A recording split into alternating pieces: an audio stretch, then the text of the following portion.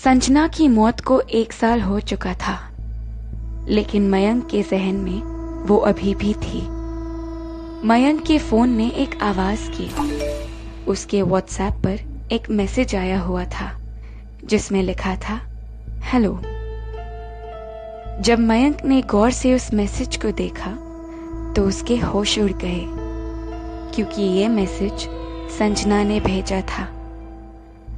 मयंक ने व्हाट्सएप पर लगी डीपी देखी तो वो कोई और नहीं, मयंक की संजना ही थी। मयंक को लगा शायद कोई उसके साथ एक भद्दा मजाक कर रहा है, लेकिन नंबर चेक करने पर मयंक को पता पड़ा कि ये संजना का ही नंबर था, जो उसकी मौत के बाद इनएक्टिव पड़ा था।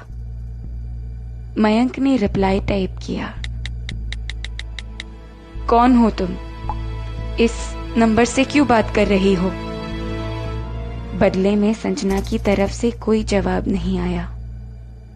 आया तो सिर्फ एक वीडियो।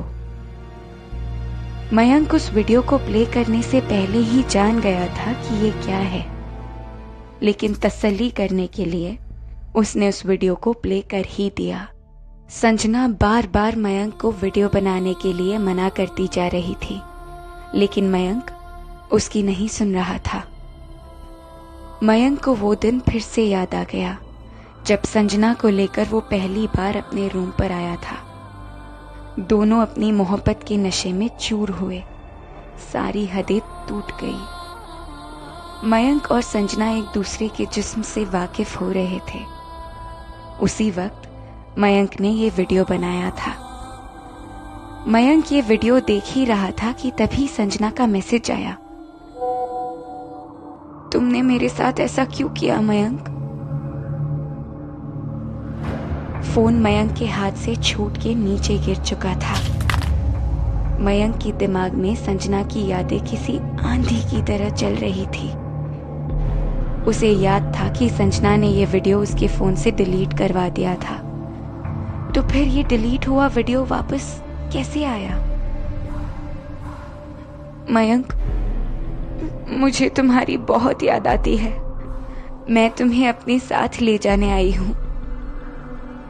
मयंक का सारा खून एकदम जम सा गया। उसके हाथ सुन्न हो चुके थे और उसकी उंगलियां रिप्लाई करने के लिए हिलने का नाम ही नहीं ले रही थी। तुम मेरे साथ आओगे ना मयंक? अब हम हमेशा के लिए एक साथ रहेंगे। संजना के मैसेजेस अभी भी आ रहे थे।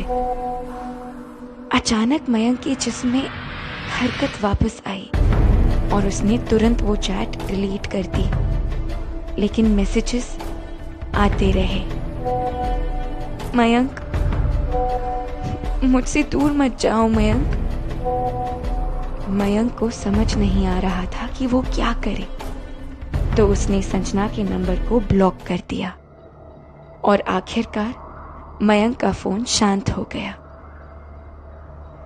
मयंक ने चैन की एक लंबी सांस ली, लेकिन तभी उसका फोन फिर से बज उठा। संजना के मैसेजेस व्हाट्सएप पर दोबारा आ रहे थे। मयंक ने चेक किया और पाया कि संजना का नंबर अभी भी उसके ब्लॉक लिस्ट में था। फिर वो मैसेजेस कैसे भेज पा रही थी? क्या तुम अब मुझसे प्यार नहीं करते मयंक? संजना लिखती रही, अब तुम मुझे गुस्सा दिला रहे हो मयंक। मयंक ने हिम्मत करके संजना को रिप्लाई लिखा, मेरा पीछा छोड़ दो। और तभी सारे मैसेजेस आने बंद हो गए। लेकिन मयंक जानता था कि संजना अपनी जिद की पक्की थी, और तभी वो हुआ जिसकी मयंक ने कल्पना भी नहीं की थी।